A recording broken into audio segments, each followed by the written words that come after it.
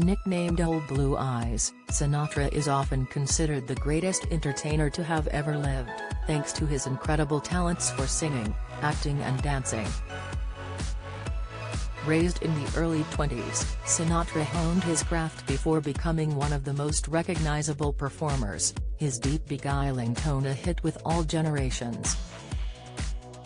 As well as an almost unrivaled musical back catalogue, Sinatra also collected a string of industry awards for his acting, including an Academy Award and a Golden Globe.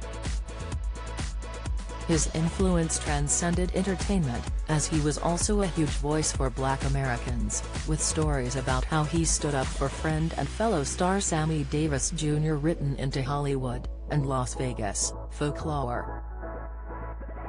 And when it came to him taking to the stage for a final time, his fourth wife Barbara Sinatra hinted that he may have known it was a last curtain call for the crooner.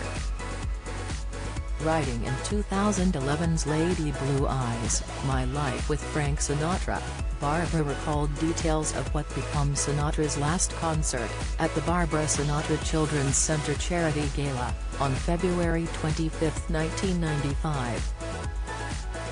She noted that Sinatra hadn't sung for a while, but that the star had always kept his voice warm, and managed to produce a brilliant performance like the old days. Barbara wrote, "Without any fanfare as usual, he walked onto the stage at the Marriott Desert Springs Hotel after Tom Dreesen's warm-up, went to the microphone, and launched into I've Got the World on a String." Bill Miller sat a few feet away, as he had done for so many years, his finger playing the keys for his friend and boss for the last time. From the moment Frank opened his mouth, he had his audience of 1,200 guests seething from the palm of his hand. It was almost as if he knew this would be the last time he'd sing in public, because he drew on all of his experience and strength to give us one of the most memorable performances of his life. Barbara's influence was significant over Sinatra, particularly when it came to her charity work. This was detailed by Marcia Newberger, who co-authored Kirk and Ann, Letters of Love, Laughter and a Lifetime in Hollywood in 2017.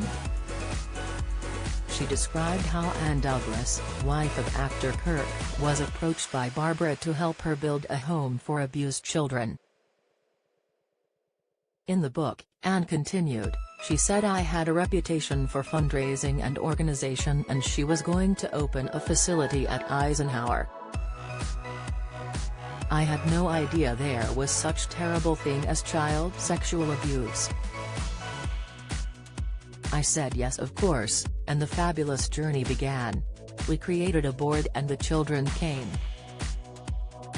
Barbara's passion and dedication became mine, and I had the pleasure of working with her as president for several years, and sharing the joy of healing our kids. At this time, we have worked with and healed over 20,000 youngsters.